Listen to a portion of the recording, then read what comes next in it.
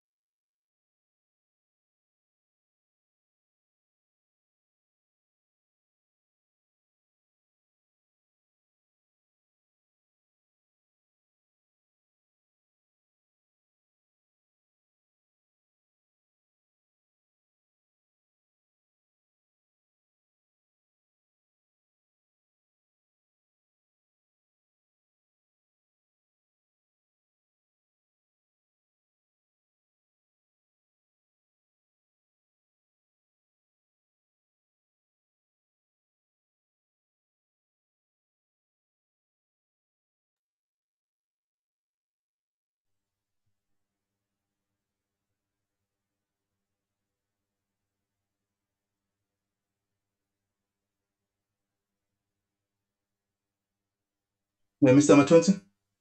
Yes, Chair. Yes, can you hear me? Yeah, I thought it's 10 past.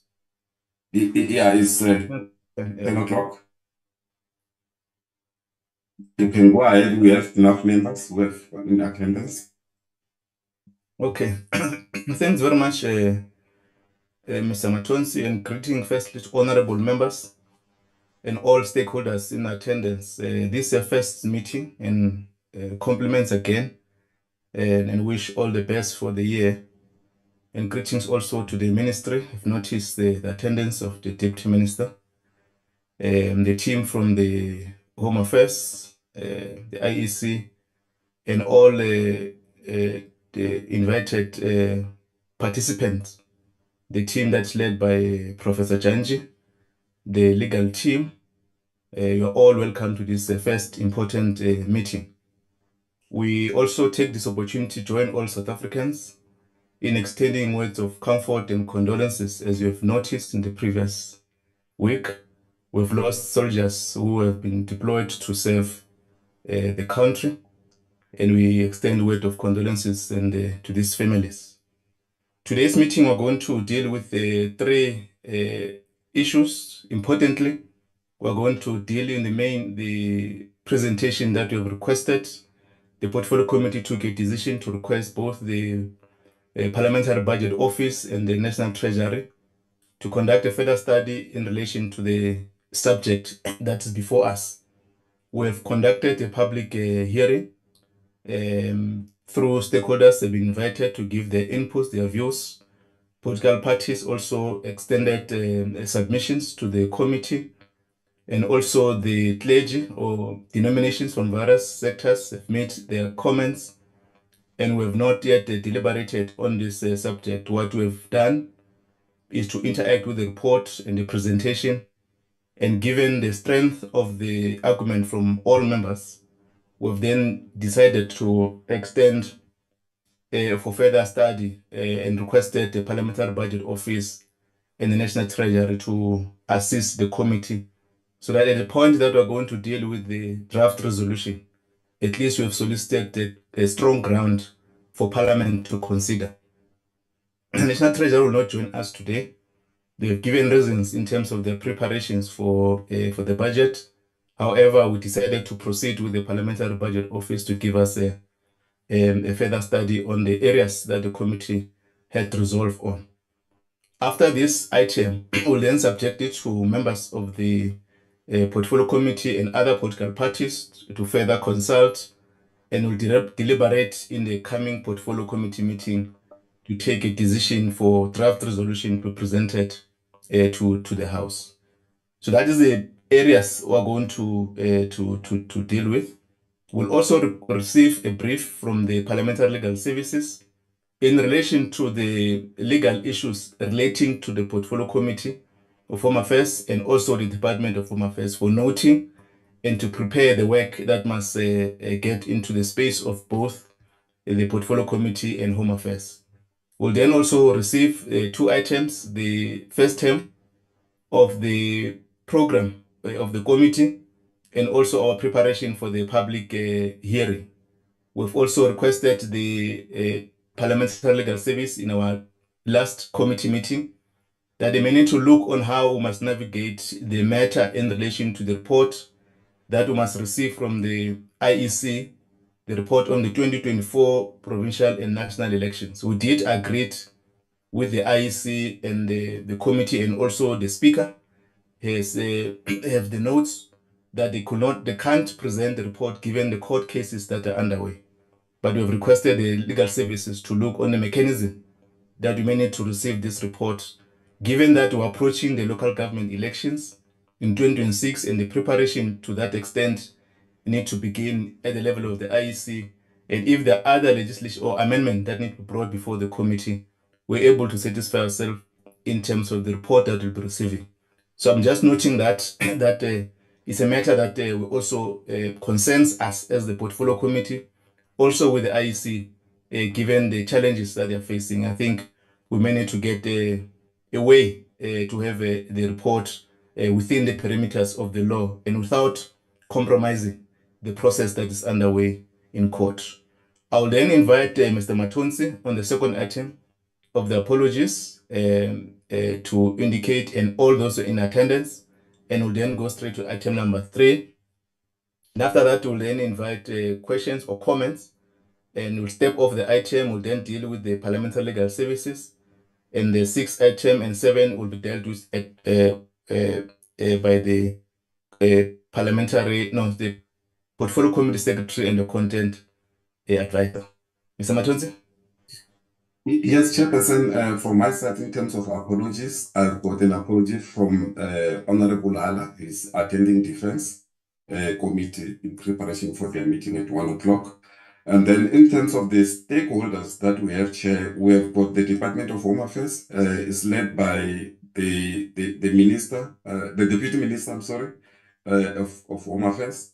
And then we have got colleagues there, we've got Muzi, we've got Smamasi, and then we've got Advocate Malagati and Mr. Richard Skakane. And then from the IEC, I think the delegation there is led by the chairperson, and then there's Commissioner Mashinini, then there's Mr. Simon Mabulo, Mr. Shiburi, Don Bata, and the Deputy Chair, Ms. Jeanette Love. Those are the only ones that I can see here. And then from Parliament, we do have legal service with Daksha and Delane. And then from PBO, we've got Dr. Dumisan Janjis. And then we've got Dr. Mukundi Mapangwa. Yeah, those are the only people that I can see, Chairperson. If I've skipped someone, probably they can just indicate, but those are the people that we have invited in the meeting, Chair. Chair, there's a hand from Reverend Mishra. Thank you on the apologies that have been presented. I'm sure Honorable Moshe want also to raise a matter in relation to the item number 2. Honorable Moshe? Good morning, Chairperson, all members and visitors. Mine is just a small one. 12 for 12, I have another meeting, so I'm going to request to be released at 10 to 12. Thank you. Thank you. Noted. We'll, at the end of the presentation, if there's comment from the IEC and the Deputy Minister will allow that. The IEC, they are not going to present any, they are not invited to present. If there's any other matter that they want to raise, they will given the opportunity.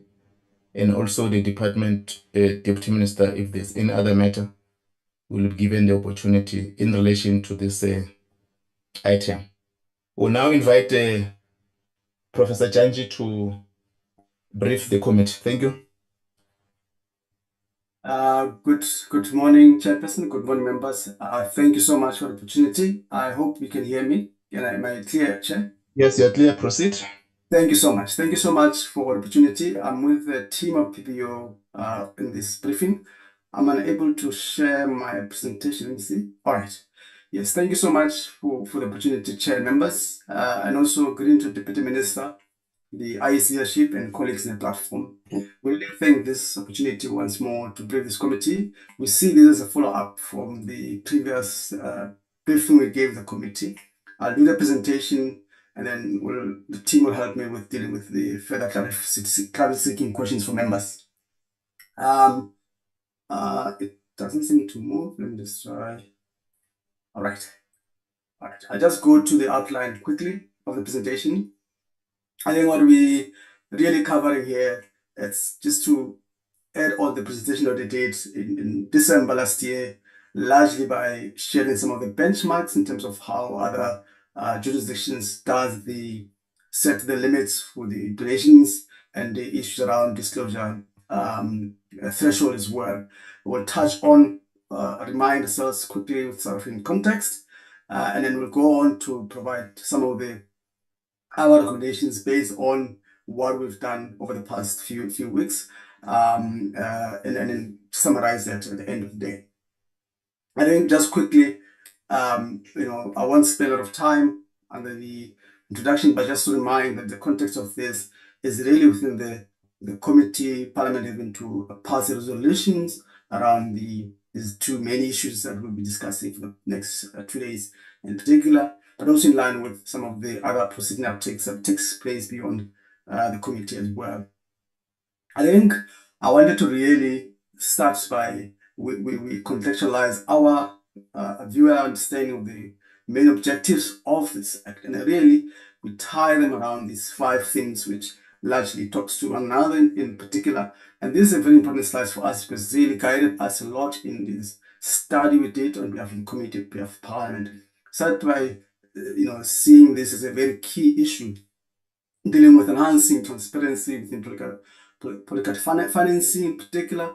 I'm struggling with something that's in my way, where you get what requirements are in place to ensure the donations and thresholds are disclosed, particularly to allow the public to have scrutiny around the funders of political activities, particularly private, and also how can that be reduced to lead to unnecessary undue influence, and really the issues around how do we make sure the level field is really the playing field is leveled, in where as many as South Africans, small parties, everybody can participate in this space without having a crowd out by major funders focus on specific or fewer political dispensations.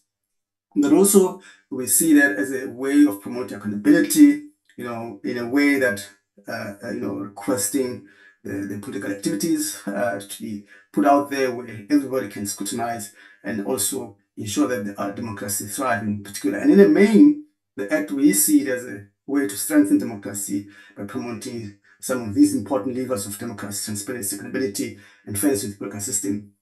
In doing so, reducing influence, of money in politics, and ensuring that there's a guard against the democracy itself. So this is really for us some of the mainstay for our input in this regard.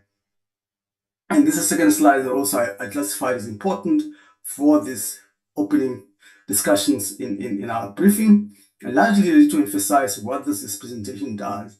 Very importantly, the last 4 points there, the main focus is to provide a really comparative analysis in terms of how other jurisdictions are doing it, setting out the upper limit, and also how they go about it, deciding on thresholds, on disclosure threshold as well. And we see that as a very important side that give context to the committee's processing of this going forward, and we feel that will be useful. But also, at the end of the day, we want to provide, I know that the committee requested specific amounts, but I think what we did, we went beyond that by providing scenarios or different options from which the committee can consider in the deliberations within those context. Of course, this is in comparative with how other jurisdictions are doing it, and more so that I'll share with you that it allows you for concrete options for the committee in evaluating which measures or which approach to select there. And as we often say, the PBO, our approach is always to try to have more evidence-based approach in this regard, and we hope this provides that context as well. Quickly coming back to the international experiences, which again, as I say, it was very important for us to, given the limited time we had, it was very easier to do comparative analysis rather than just going quite specifically deeper into South African situation in particular. We did look at a variety of, I think what I'm trying to do in this slide is just to share with the members and the committee an approach that we take in trying to do this comparison. And we were quite aware that South Africa is unique, but also we use 3 main criteria to look at. There were 58 countries that were out there when we look at some of the processes around these 2 issues, and how that can form our advice to the committee. But within that, we have these 3 criteria. We look at the jurisdiction with similar electoral system that we have, South Africa, but also look at the economic standings, emphasize what place of a nation categories as well as middle income or upper income, and not reflecting on that comparables, which many of the jurisdictions, you see chair numbers that they use that a lot in terms of contextualizing their approach in this regard, but also try to draw a balance by looking at different geographical to ensure better distributions of the benchmarks that we did in this regard. It's a very useful way to share how we went about doing them. And a quick overview. Something was really on my case here. All right, just move it up in. A quick overview. When you look at some of these countries, on top there, there's 3, 2 there, just to show those criteria 1, 2, 3, to show that in our table we do show how those are represented in here, and we plot South Africa and all those countries that we zoom into to show that there are similarities, the economic context, look at the GDP per capita, look at average income with some of these countries that we looked at, and in a way that helped us to understand the objectives, the goals, which largely are similar. When you look at these jurisdictions, the purpose of having a regulatory framework around party funding, political party financing, is similar with what we have, the goals and objectives as well. We also look at some of the types that we found. Generally 3 categories of the types of upper limit you find when you combine all these jurisdictions, narrow it down to mainly 3. Firstly, being the fixed monetary limit. It's commonly in countries which have more higher GDP, more richer countries which have high GDP capita often use fixed monetary limits, where individual corporates are limited to a particular fixed amount as a limit for the nation.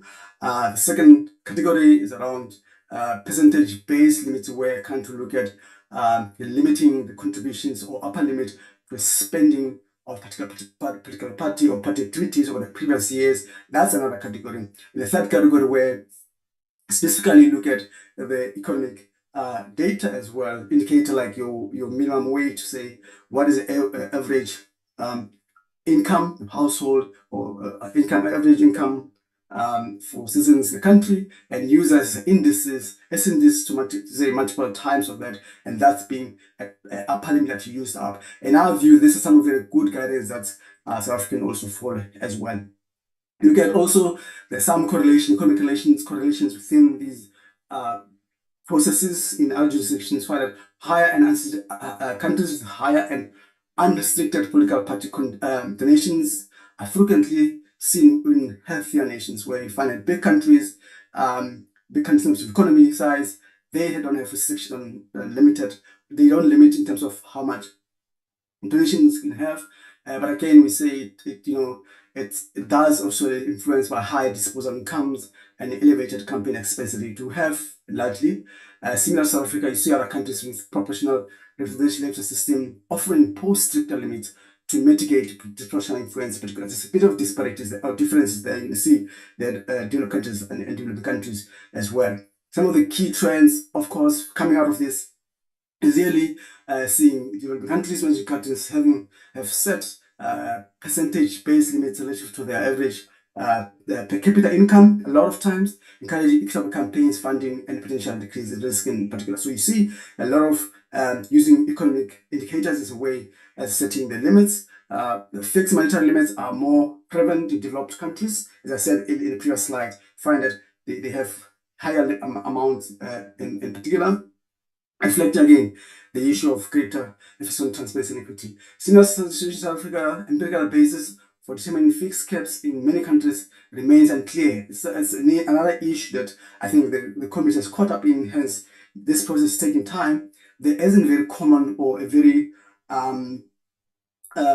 common way of how about doing this, a different way of doing it, and we chose this approach where we feel it can provide some levers of consistencies in deciding on and can be clearly followed through. I will give examples here, particularly around the upper limits. See those countries where I've said a lot of times different countries they use a lot of percentage of expense to say, like, if you look at the first one, Colombia, where they say the upper limit for private donations will be limited to 10% of total expenditure in a campaign is in the previous for individual contributions, and also others have look at Indonesia, they use cap it as well, same amount, but are separate from corporate individuals. But I think the lot of these examples see there's a lot as percentage wise, and also if it's not percentage wise, is an economic indicator like your minimum wage or a wage, average age wage in the country, but using that as an index with multiple times, say an average wage multiplied 100 times, that will be our limit and whatever case. But of course, there are contexts within that base. But that's some of the baselines that we pick up, which in our view, we'll see later on, we say that's very useful for the committee to consider. You see in our scenario recommendations, we also took some of these and summarized in for Kajero instead of Argentina. Another example, they do show some of those ways of doing it. There's some of course some have higher amounts yet being developing countries. Look at Turkey, got a bigger amount there. They said, but of course the issue is to show members that there are some sort of criteria which some of these countries are using. But as I say, largely is a percentage you use and the economic indicator like your income or your GDP per capita. That's within the limit, upper limit. Looking at the first disclosure threshold, many countries mandate reporting donations above certain levels. Well, what is very interesting with the disclosure threshold, which you pick up, is that when you even see many advanced countries which don't necessarily have upper limit, but the disclosures are more and really focus on an area where many of the justice focus a lot on, where even if there isn't upper limit, there has to be a disclosure. It makes sense to find that even all this disclosure, but it makes sense to find the different levels of disclosure, which was very interesting dynamic, particular across all the sizes or levels of the jurisdictions as well. Give examples here, there is management between above certain value, for example, those one. Some countries require full disclosure, as I mentioned, as opposed to just limited amount. Different threshold countries with higher income tend to have higher disclosure threshold. So because of this, the amount that they contribute. They tend to have higher disclosure threshold, reflects a balance between transparency and administrative burden, as members have raised before. We do see as well that many of these are tied to minimum wages to make decisions, rules adaptive and accessible as well.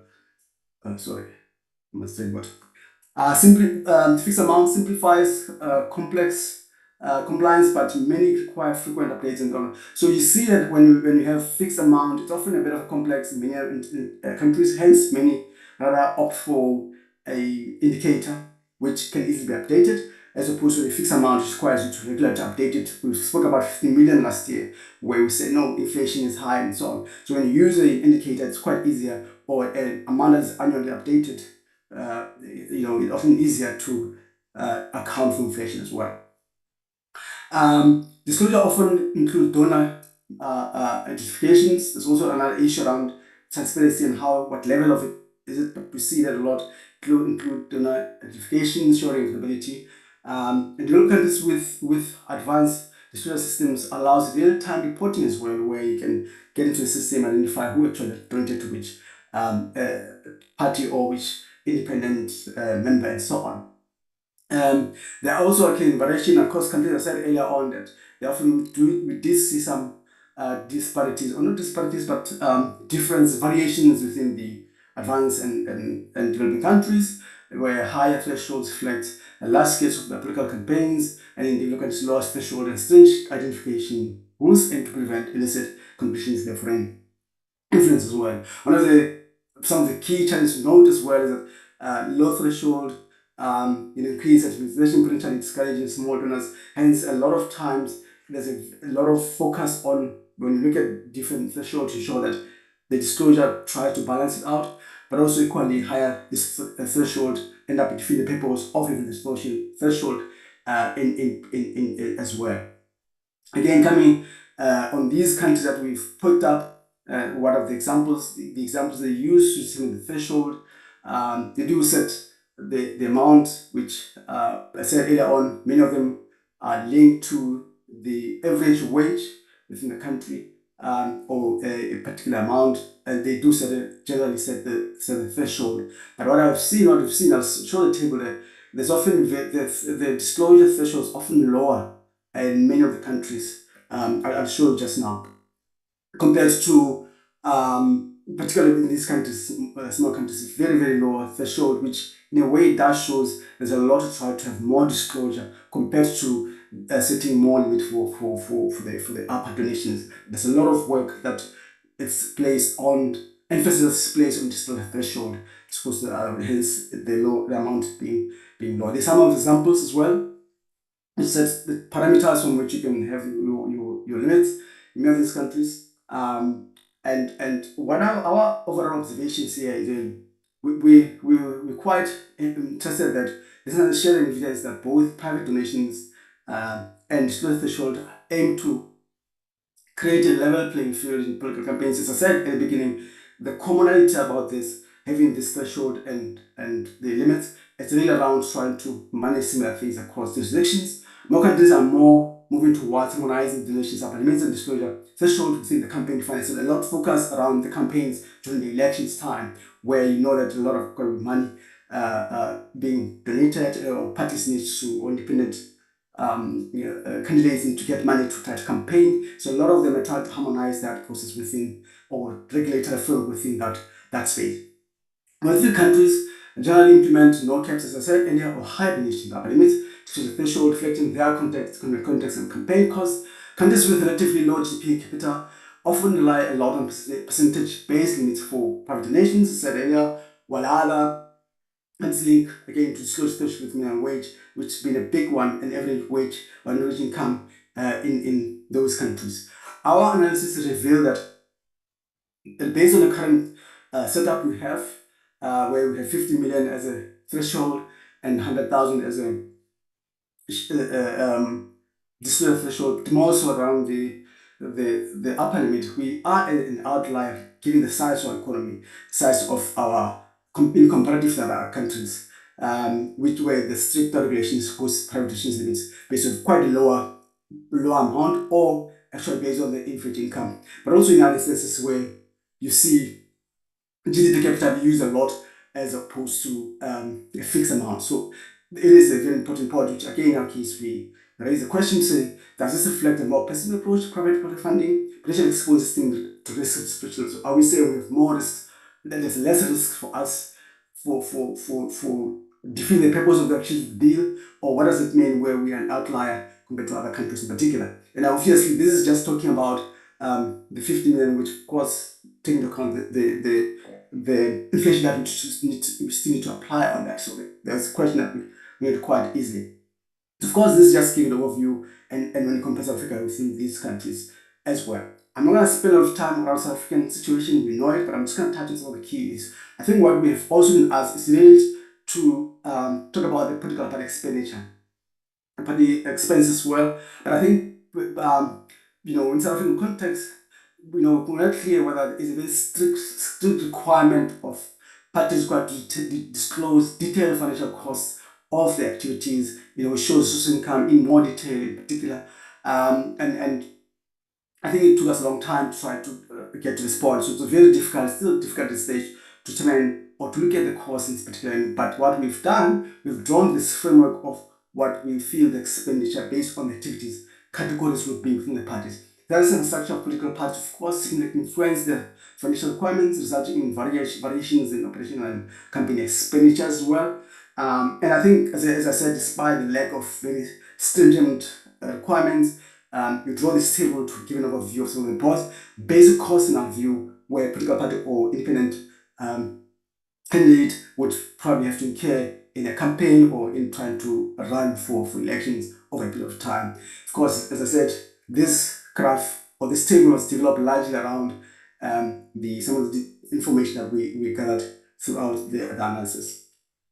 So I think that's the only addition that we did. Instead of determining the cost, it was very difficult, requires more time, but also without a very clear specific requirement of specific expenditure being disclosed or income sources, it is a bit difficult. It means you have to go to political party themselves and request that information, which it's possible, but it will require more time to do and other resources as well to do, which at this stage you don't have at the office.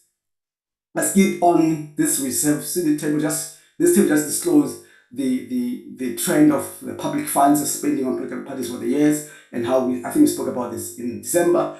But I think what I want to highlight here is just to show that we do recognize that over a 4-year cycle, the spending on public spending on political funding has quite increased rapidly from what was 2.9 billion to quite close to 6.5 billion and a lot or so. And that, in a way, just shows the importance of how it's important to participate, or importance of inclusivity, but also how the political funding activities has become important over time.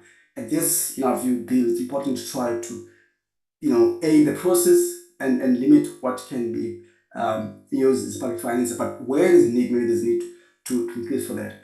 And one of the areas, you see how it is celebrated over the period of time. Of course, this was lined up to elections, but still it's quite a big chunk of money you see. Well, I'm saying big without in abstract, obviously, because I can't compare the particular baseline. But it is from 2.9 to 6.5 billion. It's a very a bit of spending. But I think also we see that large parties continue to benefit more, largely because they are in big percentages of the system, whatever it is, but also a lot of them are in the parliament or legislatures, where the funding often is used in that regard. Skip this, but also the donations level, you can see it shows that over and above that, the donations have also become very significantly clear in this space. We see on 2-3 years, the amount has increased to doubled donations over time. And it's clearly, in our view, this legislation is very critical in this regard. I leave this section, we know the slides here from last in December. It's not December, it's 3 months ago, not last year. Consideration for determining the upper limit, some of the factors that we looked at. We're coming back to where the key issues there. I think our view is that this analysis really provide the clear understanding on the private funding upper limits and disclosure, particularly the importance of that. As I said, as I'm trying to say this similar processing other jurisdictions where we have South Africa. And this benchmark provides some impetus for us to have a clear comparative analysis and comparison where the committee could benefit a lot from that process. And I think, we spoke about 50 million before, and a 100,000, we still feel importance of assessing the impact of this and the effect it has had on, since it's in place, important, and really assessing against, of course, against objectives that set out, it's important. And I think in our presentation last month, we did emphasize that as you've seen in other countries, having a fixed amount, it has its own dynamics of having to need to regularly update it as opposed to having and matters already been updated as an economic indicator or something like it could be quite easy to do. The lack of regulatory requirement for comprehensive fund disclosure reporting, as I said, it makes it very difficult to even go in there. And in my view, I don't know if it's even a plausible exercise given the dynamics around political parties. Maybe you can go to on the other side as opposed to go into like requiring political parties to disclose rather than want to go deeper into that. But again, it's a regulatory matter. Information on actual costs, it is different levels not really available as I said, but we could not do some of the analysis, but we relied a lot on reliable estimates. What we want to emphasize that what we've picked up in the literature, it's issue around the large-scale production has potential influence governance and outcomes, highlighting the need for addressing the role of money politics in particular. And this act tried to do it, but what we're trying to do, whatever our advice, we say whatever it goes in, those objectives has to be the bone of our mind. Hence, I emphasize the first two slides that guided our input in discussion. Just in disclosure threshold, have to take into account inflation, regulations. Again, our amounts are fixed, but we're saying when we have to review, we have to account for some of these externalities that parties would have to take into account as well. An example of the developing countries or advanced countries in a similar way, where you can see the type of electoral system. Look at the economic indicators, your income per capita or income per person, and the average income. You'll see that many of them, they don't have upper limit donations in the 1, 2, 3, 4th column from the to the right. Upper limit, many of them then don't, they have, or it's just quite absent, but a lot of them, if not all of them, have a disclosure threshold on the amount. And you can see the disclosure threshold is often way lower than many of them at least, lower than the annual income or lower than the income per capita. But again, that's the point of saying that when you look at some of the countries, particularly the advanced countries, a lot of times the focus is a lot on disclosure threshold to try to put out a lot who's actually making who's donating the amount as opposed to setting the upper limit. But of course, this is because they're quite high in the proportion. It's a bit different with the different countries. But I think what I wanted to emphasize about this slide, it shows the variations where you see upper limits are quite abstract. Some don't have, but disclosure is a very big one when all of them have, and it's way lower than the average income and income per capita. The disclosure threshold varies widely across countries as you see the table, reflecting different transparency and political funding policies. Countries with large GDP per capita standard as linear, constantly as opposed to the other one, the countries with lower GDP per capita and lower average income generally have low disclosure thresholds in line with that, with those. Higher GDP and higher average income countries have higher disclosure threshold, reflecting the relative wealth of donors and cost of political campaigns as well. Moderate GDP and moderate income countries like those ones and Netherlands fall in the middle range and have moderate thresholds to balance transparency with a reasonable limit of political influence. Low GDP and low income countries have low disclosure threshold, reflecting a low capacity for individuals to donate large amounts and need for stricter transparency to curb anti-influence. And that's where we should be following if we're going to compare ourselves yet, but we are not necessarily following them because we've got a bit higher. As I said, we are an outlier South Africa. If we start considering the cap reduces risk of wealth involves entities exerting influence. So we are a bit of outlier compared to some of these low GDP and low income, compared to others as well, of course. Condition is that the cap may be based on the analysis of certain GDP per capita or income, annual income, average income in particular. And which brings me to the point that the more message that we're trying to give to the community, to be able to give insight to the community to discuss or to consider some of these options. And we laying out these options which the committee may consider. And I thought by, of course, going back to the 15 million debate discussion that we had, because we wanted to follow the narrative there, and of course we have not been able to get it. Obviously we had said last month that if we assume that there was a reasonable setting up the amount in 2018, you would have expected the amount to be updated inflation, adjusted for inflation over the years, and we came about to a ballpark figure of 51 million would have been the amount when that amount was being kept as a upper limit.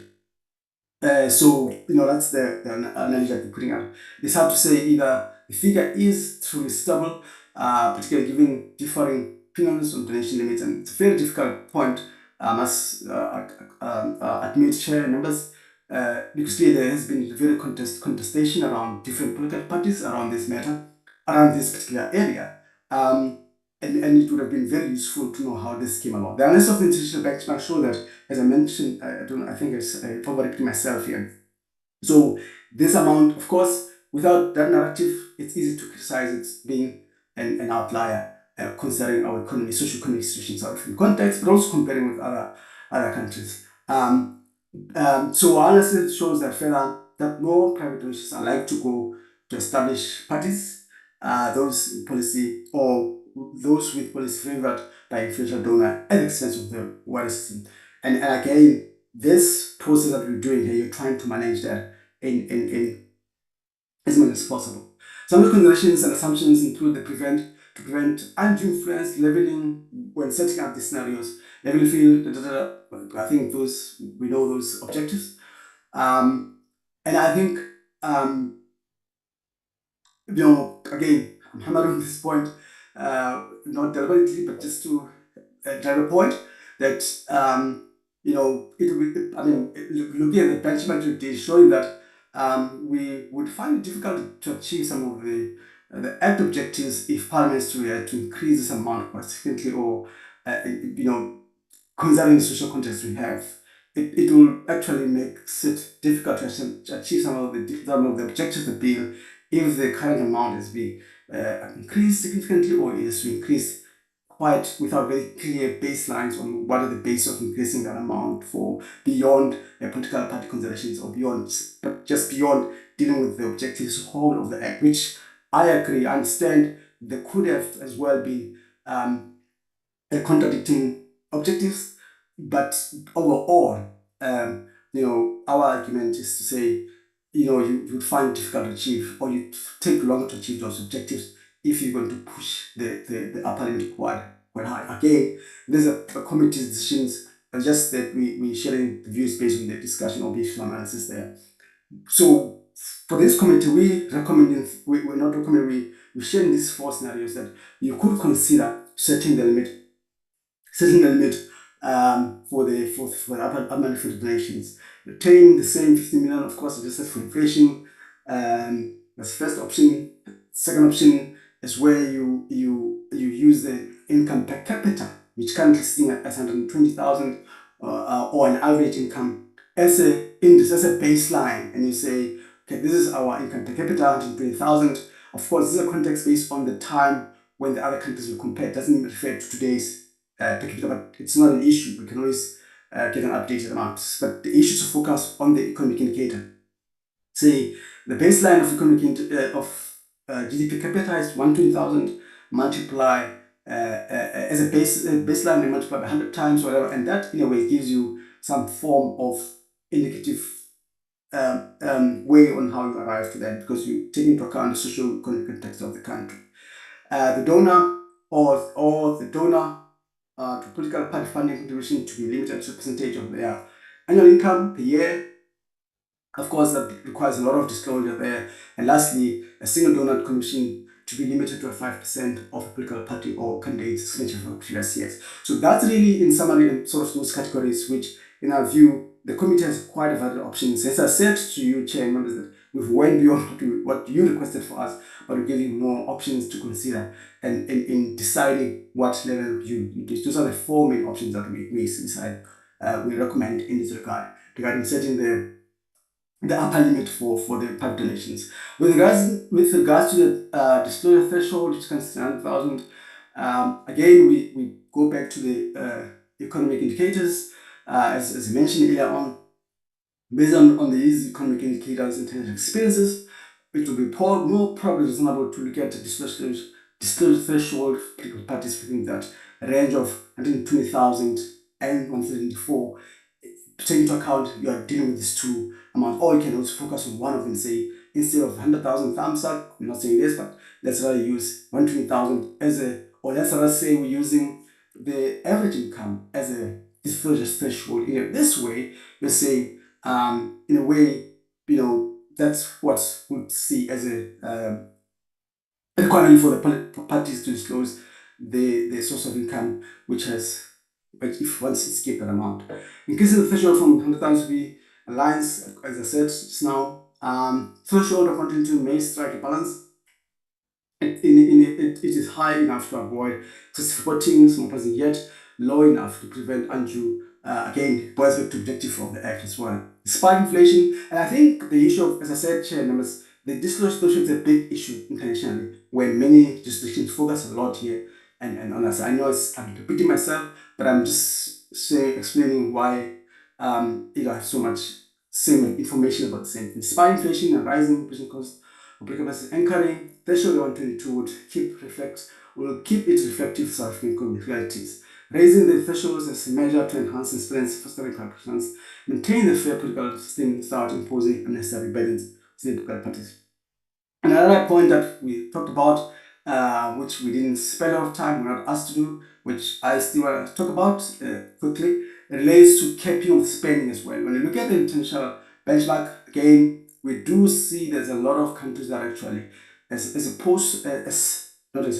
in addition to regulating incomes of political activities, political funding, they also regulate spending, particularly around the elections period, which in a way is seen as a way to try to level the playing field between the big and the small, big and small parties or new entrants into the political dynamic. And we do see the can reduce the influence of foreign as well by limiting the expenditure or capping the expenditure as well around that as well. Spending limits can help mitigate potential corruption by reducing individual incentives for political patronage and limit the ability of powerful groups to disproportionately shape political narratives and policy of a particular party. I leave it there. I didn't spend a lot of time, but we can always discuss it more in depth. But obviously, this is not within the legislation, but we feel it is an important consideration in the coming discussion, maybe in a future consideration by the legislation. Another issue we want to emphasize, again, based on the international benchmark, again, which we thought useful, as enforcement for political funding regulations. It's one thing to have regulations, but it's very important to have mechanisms that you use to enforce. And many jurisdictions also are struggling a lot in enforcing some of these mechanisms. And continuously, you see there are questions and debate in terms of how you can do it. We thought we should also highlight that it's important to have mechanisms that ensure that the regulatory bodies have enough resources, capacity to enforce the compliance with some of the regulatory frameworks. Otherwise, it becomes doesn't achieve the objectives that we have in place. So some of the examples, some of the proposals where we think the committee should consider. That's it, Chair members. I'm just going to quickly wrap up. Really, we emphasize, we do see, recognize that over the years, over the time, we've seen the recognition of importance of supporting political funding in surrounding public finances, and we've seen money increasing quite rapidly. But also equally, you see the role of private funding coming in a big numbers. It shows a lot of interest in the space of democracy in South Africa. So it's important to have a regulation that makes the field to be more level, but also ensure there isn't undue influence and also there's this accountability transparency within the system. So that's the emphasis of our presentation based on the objectives. And we agree, we emphasize that both public and private funding plays an important role in our elections, campaigning, and so on. It just requires a proper regulatory framework. Communities should consider alternative approaches to determine their parliament, instead, such as using economic indicators like GDP or income as a baseline should provide a more objective and transparent basis for setting the limit.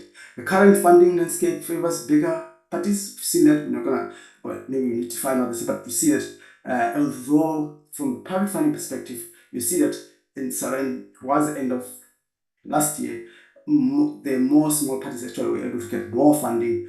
I guess if I say funding is just holistically, because from the public finance point of view, it's based on proportional value or representation. But we see the shift has been there where a small party were able to garner a lot of money than bigger parties in the previous term, of course. Setting up a limit based on more measurable socio-economic consideration rather than solely on political consideration can minimize influence and ensure fair and objective standards. This approach would likely to enhance the transparency and public trust in the system. As I said, analysis for benchmarks that shows that we're currently in outliers South Africa with the upper that we have. We recommend noted these scenarios that Parliament should consider when setting up the limit, retain the current 15, adjust for inflation, or use the GDP per capita, or use the economic indicators, GDP or average income as a baseline and set up your basis there, or use a donor spending levels or the income of the political party as a percentage to set the limit for donations. And lastly, we do say that our analysis shows that more private donations are likely to go to bigger parties. Again, this narrative has been challenged quite a bit towards the end of last year, where you see more smaller parties getting bigger chunk of private donations. But generally, we see in the studies and analysis that a lot of times it's the other way around. Anchoring the disclosure threshold to economic data ensures reflects our social economic context. This approach will likely provide robust and adaptive framework for disclosure over time.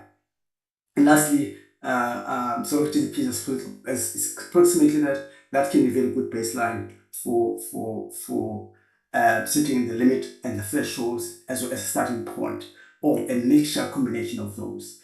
Capping spending is also an important part of regulatory framework in many jurisdictions. And we have not spent a lot of time in this regard. And there is, our view, the opportunity to look at that in future amendments or future changes or any developments within this area, as it provides a better or more equitable electoral system when it comes to both income and spending. The issue around enforcement is important, and we need to, as much as we set the limits and threshold, there has to be a clear sense of how Parliament oversight over or support the regulatory framework in enforcing compliance. And give examples, such as technology and other measures. So we also recognize the need for phased approach in whatever limitation that are set out by the committee. Chair members, thanks so much. I hope I didn't take too much time. Thank you for the opportunity. And we're here for the questions. Thank you so much, Chair members.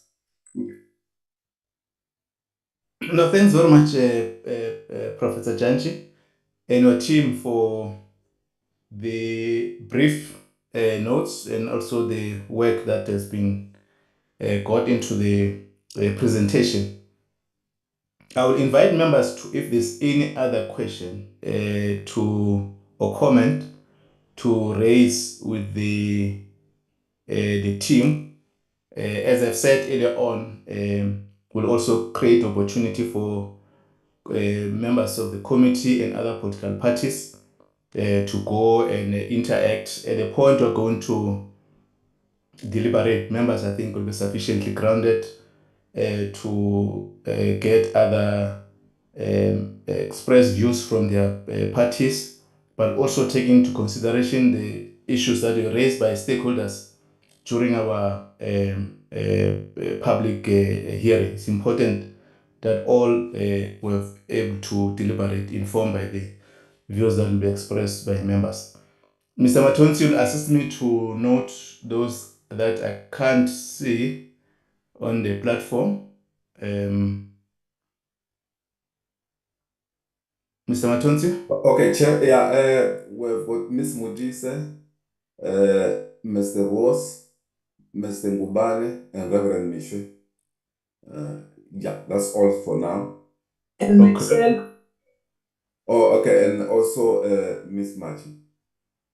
Okay, let me start with Honorable. okay. Let me start with Honorable Machi. Honorable Mishwe, I noted that you want to leave. And me too. Honorable Mtolo, Honorable Rose, Honorable Sinkubani, okay, and Honorable Mdise Msia, and Honorable. Is that all, Mr. Matut? Yeah, that's all I can say for now. Okay. No, thanks, colleagues. You can lower your hands. I've noted. Honorable Machi, you can proceed. Yes, thank you very much, Chairperson. We, as the IFP, were still having a view that there has been no proof thus far that proves that wealthy individuals or entity exert undue influence on the political process. And also, it's important to consider constitutional implications for decisions that are rational, which can be reviewed. And also, Chairperson, we have the view that more information need to be collected about the cost of running a political party, including the budgets for by-elections. And the other thing is this issue of the benchmark. The benchmarking is welcomed. However, democracy is not a one size fits all. That's to measure based on GDP per capita and average annual income only is limited. South Africa should be noted that it's a young and a robust democratic state. The act that may be unattended consequence of the limit, if the limit is not increased, unethical methods may be used to fund political parties. The increase will assist, especially considering the upcoming the local government elections in 2026. More parties need extensive funding to have a footprint in everyone. Thank you, Chairperson. Thank you very much, Honorable Machi. Honorable Mishwe. Thank you, Chairperson. We are grateful for the presentation. My first question has to do with the objectives of this political party funding that in the introduction, the focus was on. The first question is to check whether there is evidence that the objective of leveling the political playing field is reached or can be reached when uh, political parties will never get the same amount. It is a fact that wealthier parties resulting from wealthier donations will have a reach that those with a smaller uh, donations will have. It is a fact that the poorer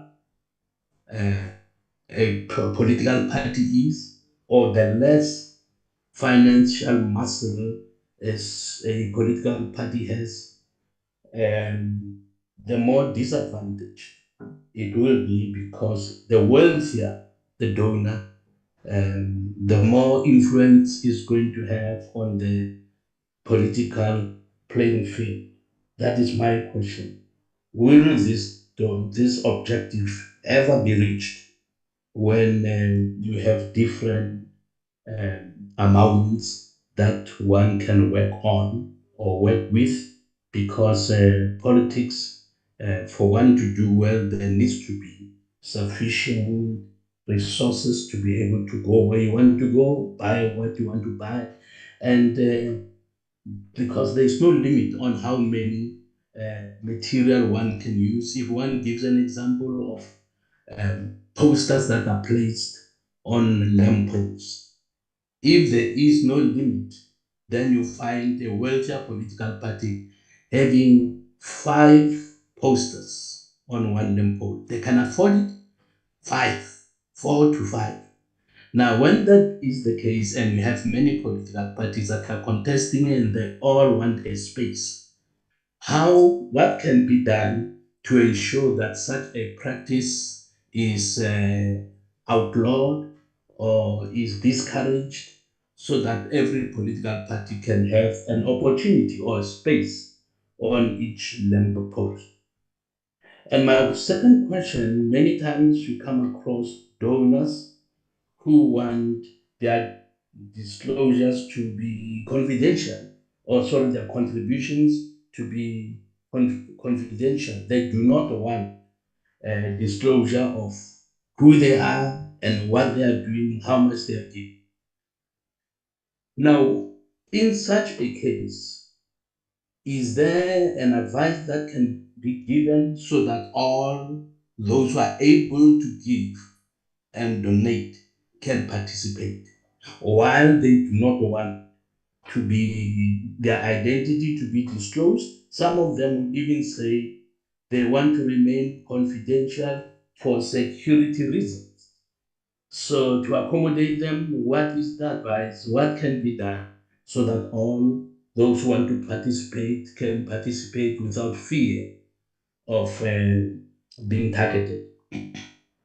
The third one for now, um, when we looked at the scenarios considering the upper limit for donations, uh, maybe the presenter, Prof, can explain the third scenario that he presented that reads that donor to political funding contribution to be limited and a percentage of their annual income. Is the presenter saying that the percentage of the annual income should have an impact on donor funding, or what does it mean? And I will need more explanation and clarity on this third point. Thank you, Chairperson. Thank you, Honorable Mishe. Honorable Ntolo.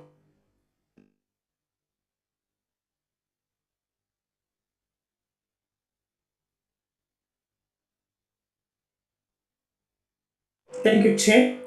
Greetings again. I have a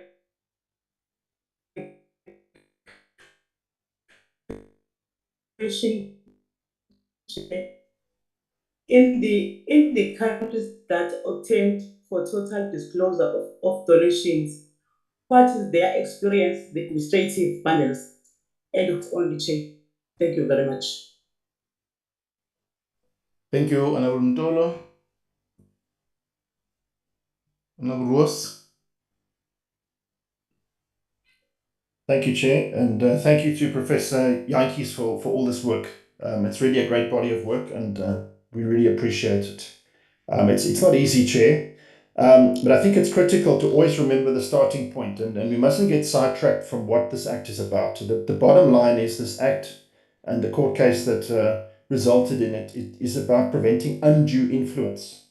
It's not about how to help parties that can't raise funds, or how to limit funding on parties, or how to see how much parties spend on running an election.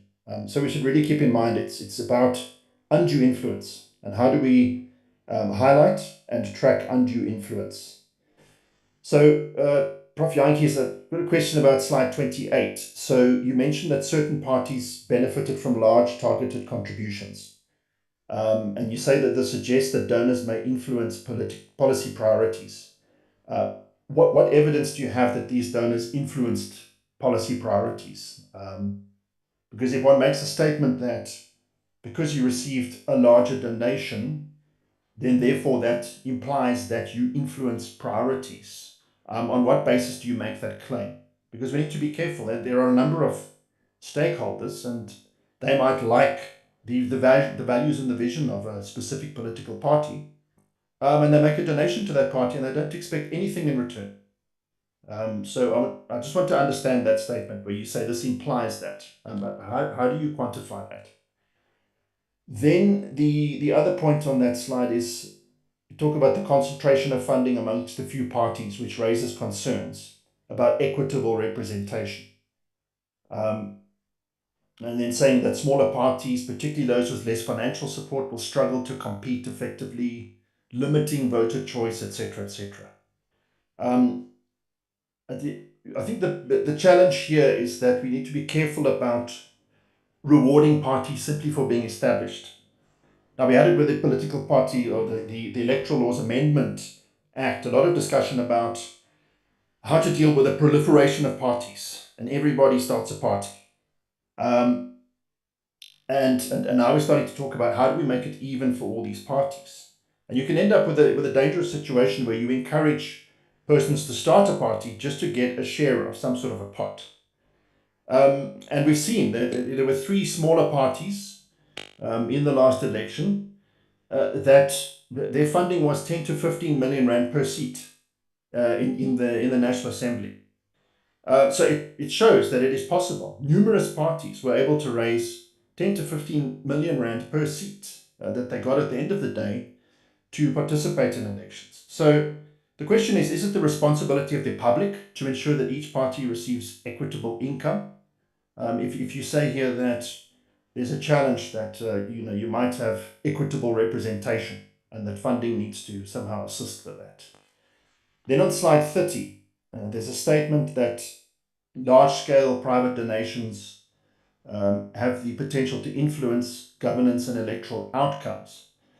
And again, it talks about how we must prevent inequity in political competition while ensuring donor confidence.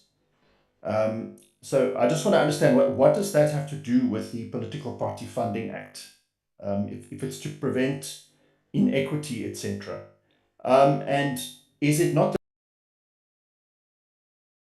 they donate to? Do we not create in a scenario where we just look at the political parties and what they get, and then we try and look at some sort of equity and we hamper the choice of donors? Then slide 32 is a statement that a consideration that a cap may be based on an analysis of South Africa's GDP per capita and average annual income. So I just want to raise the point that relying on GDP per capita in South Africa is a challenging thing to do. It might be considered to be flawed. And the reason for this, because GDP per capita is your gross domestic product divided by the number of people. But South Africa has one of the, if not the highest Gini coefficient.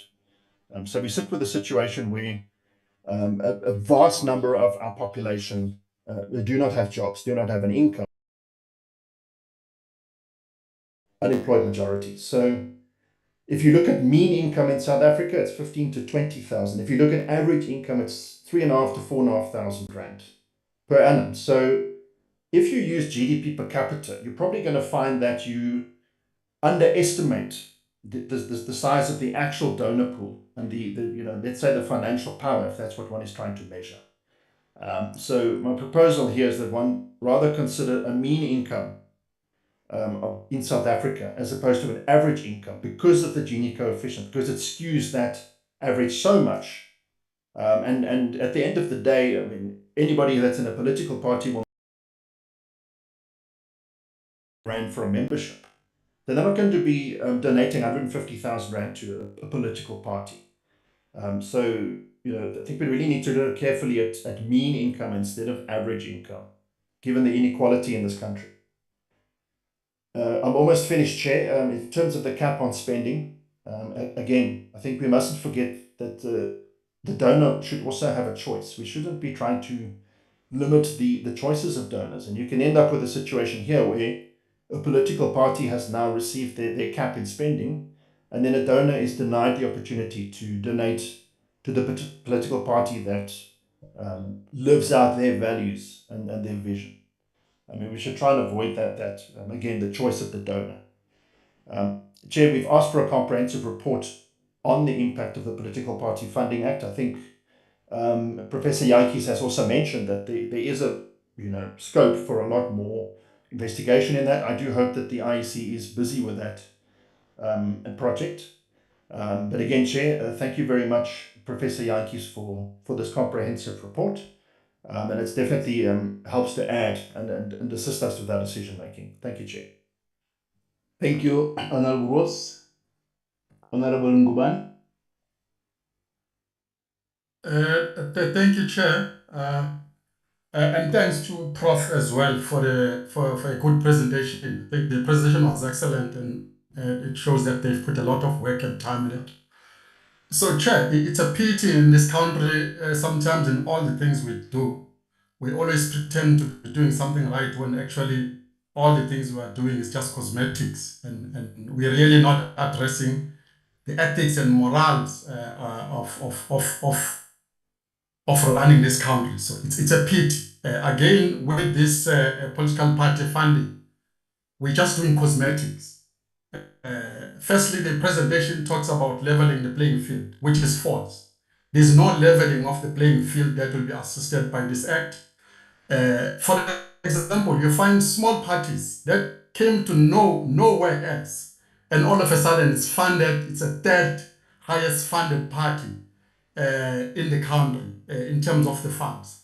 So by virtue of that, there's no leveling of the playing field. Here, Chair, we are dealing with the influence of the people who have the capital, who's trying to influence who must govern this country and who must not.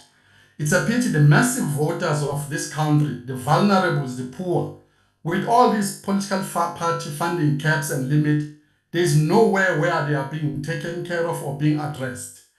Because if really we are not doing cosmetics about this electoral political party funding, we would have said probably let all the donors pay on one pot of the donation, and then the money be distributed evenly. But we're living into that. For example, Chair, the presentation speaks about the funding that went down around 2022 and 2023. If you go back to around, I think it's 2021, there hasn't been a disclosure of CR17 bank statement. Then we're talking about political party funding, disclosure, and capping. Hence, Chair, my emphasis is that with the process, the exercise we're doing, again, it's just a waste of people's time, cosmetics that we are doing. We have CR17 funds, billions. Actually, we're supposed to see on one of the part here, we're supposed to see probably 1 billion rand political funding. But because we are doing cosmetics changes and we're just doing for things for the sake of doing them, and we're not really correcting the honesty of funding political party, the disclosure, the transparency, the person where we fund all political parties evenly. By virtue of that, we can say, oh wow, now the playing field is level. There's no playing field that is leveled here. All what we're doing is cosmetics exercise. Again, trying to do to look doing the right things when we are not doing the right things. In that closing, Chair, MK Party submitted a document to you. Please, it's late. Consider it, because I saw that some of the political parties you being flagged, though you go and pick up one line, whether some political parties argue that the line you picked up on their contribution is not the correct line. Please consider on put as well as MK Party. But all in all, we are emphasizing, if we're really not doing cosmetics changes about this, trying to look good when actually we are useless in implementing our act and in fixing this country's corrupt activities of political party work, we would have leveled the playing fields by saying, let everyone put the monies in one pot and let that money be distributed evenly, and let there be no people who will contribute money in the politics and want it to be anonymous. Because these people, at the end of the day, they come in the background and influence certain decision makers in these political parties to decide in a way that suits them instead of deciding in a way that suits our poor people in this country. I close in that manner, Chair. Thank you. Thank you very much, Honorable Ngubane. Honorable Musho, I see your hand. I'm not sure the legacy hand. No, sir, I want to ask for your indulgence, sir. I forgot to ask a very short question. Proceed, Honorable Musho. Thank you. The question is, how do you define or measure undue influence? We hear the word undue influence, but if you have money, you have influence. So how do we define or measure undue influence? Is it the person who gives the most? How do you measure how much is influencing because of his donation? Thank you. Thank you, Honorable Disemto. Thank you very much, Chair. Greetings to yourself and the members in the platform. Chair, firstly, I think as the ANC, we welcome the presentation by the PPO. We appreciate the extent of work that they would have done, particularly the studies that they would have undertaken in a number of countries with regard to regulations of political party funding. We really commend the work that the PPO has done. I think it will further assist the portfolio committee with a number of options that we may be required to consider going forward. Chair, the PPO also has made some proposals in the presentations, amongst other things that we may consider the per capita income and the average income in determining the lower limits on disclosures. This is an interesting proposal, Chair. But the question that I would want to pose to them is that what is the rationale for the PBO to have considered the per capita income and average income as a possible benchmark in determining a lower limit threshold for the disclosures as the presentation would have reflected on this. And I'm putting this question, Chair, in order to enable us as the members of this portfolio committee, at least to have a justification for any options that we may consider or that we will take in the near future.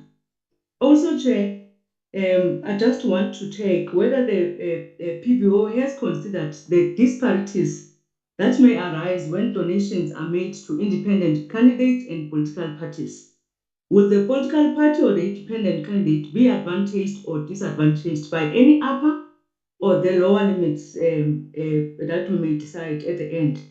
In other words, Chair, I'm trying to say, is there any political participants, either parties or independent candidates, that may be disadvantaged or advantaged more than the other in this process? Chair, this question, I think it came from the members, but I would want to go back to it and put it a bit different. On slide 28, a point has been made in paragraph 4 that, for an example, that the DA and the ANC both being big parties, both benefited from large targeted contributions, suggesting also that the donors who may contribute largely to these big parties may also have an influence on policy priorities. I just want the PBO to express further on this point that they've made and share their observation with the committee whether there is a basis to suggest that the large donors really do influence the policy priorities that the political parties would want to advance or take their decisions based on an influence simply because the large number of monies or donations that they get from the donors. Also, Chair, to say that there's a point that the previous speaker commented on regarding smaller parties and whatnot. I think it's something that can be considered as well and can be assisted.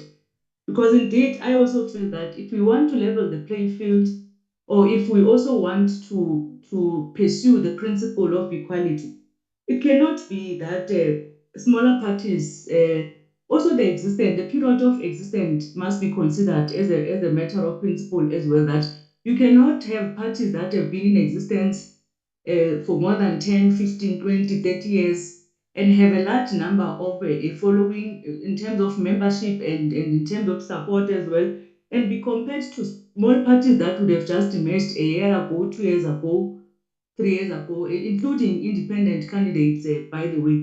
So I think those are some of the issues that really we may need to look at, that we cannot really apply the same principle across. We do know that parties are really not equal, even how the existence is not equal. We have smaller parties currently in parliament, and with parties that may even have a bit of a larger number, but it's parties that would have been in existence for a period that is less than 2 years or 3 years or 5 years. So those are the things that we really need to take account on. Thank you very much, Chair. Thank you, Honorable Mudisimza. Is any other member who want to contribute? Okay, thanks, Professor Janchi with your team. I think there are contributions, comments, and few questions that you need to in your team to deal with. You need also to avoid the narrative that we're engaging in the cosmetic process. I'm sure all members of the committee and stakeholders with the work that we've conducted, it does not suggest that we are in a fray of a cosmetic arrangement. I think that is the narrative we don't have background on. So I'm trying to say to you that you may need to avoid commenting on areas that are not representing the collective resolve of the portfolio committee and also the work that we've been doing over time and in future. So I just want to resolve on that posture. Professor? Sorry, my mic was off there. Thank you so much, Chair and members, for the comments and for the questions. I think I'll start with the reverse. I'll ask my team to come in, Chair, if you allow, and then from there coming after that. I'll start with Dr. Mapangwa. You're not coming, and then Mr. Malloy. Mukundi. Thank you very much, Professor Jankis. Oh, thank you very much again to the chairperson and rest of the committee for the questions. I'll just go through some of the questions that I've noted here from my side. Just one moment. But I just wanted to, from the start on, that purpose already as a committee requested as PO to provide insight on some of these issues. Our role basically was just going out and find out what type of research is there so that we can take Mr. Mapangwa, if you can ground off your video, it appears there's no problem here. Oh, thank you. Oh, apologies. Thank you very much. I was just saying from the outset, when we got the request to undertake this brief, our approach was mainly to undertake what is happening internationally so that we can provide information that's going to help the communities. Some of the questions that I asked here, you would agree with me that are more maybe suited for this particular committee to be able to address them. As a PBO, we only provide research and analysis to be able to assist members of parliament to make certain decisions. I mean, if for an example, I'm just gonna go through some of the questions that were laid out by the members, Honorable Machi. You know, the questions around that they still not proof. This question was also raised by other members that there was no proof that wealthy individuals provide, and will influence politics. But if you check on international studies, although you can't find direct proof, but there is, I would say, historical evidence that shows that that private donations eventually they lead to policy capture and preferential treatment for donors. So these are some of the issues that, yes, from where we're sitting, we cannot provide a particular report that donor A influenced party political A or B to this particular event. But those are just, that's what the literature says, although we cannot apply specifically to the South African situation for now. We're just raising issues that are happening so that when the committee considers matters, they also they also consider some of these issues. There was also a question around when we need to consider constitutional obligations, which upholds multi-party democracy. That's what basically the political act says. So that's why we highlighted at the beginning that this is the purpose of the act, which the parliament, the PBO composed. So we're just trying to see what are the measures that maybe the committee can put in place to be able to achieve those objectives. Also, there was a question around that, but democracy is not a one size fits all. That is true. That's why these are just guidelines to aid the committee in making such decisions, as well as questions from Honorable Reverend Shaw, who was wondering how can political parties playing field be fair if they don't receive equal donations. I think these are some of the points that we highlighted from our presentation. That there's a possibility that there might be some influence if the donations, they're not if some political parties seem to get more donations than the other. I mean, other speakers have argued that because some have been established for longer, maybe they've got more representation, so it stands out to reason that they would get. So that is basically what we one of the issues that we are highlighting there, because some political parties have been established for longer, which means that there are no the possibility of them receiving more funding increases, also because they're also part of the power of parliament and part of political provincial legislatures. It means they also get more allocations towards them. It means they've got more available resources in close quarters to be able to do the work as compared to a party that was recently established. So those are some of the issues that we just highlighted. I'm just going.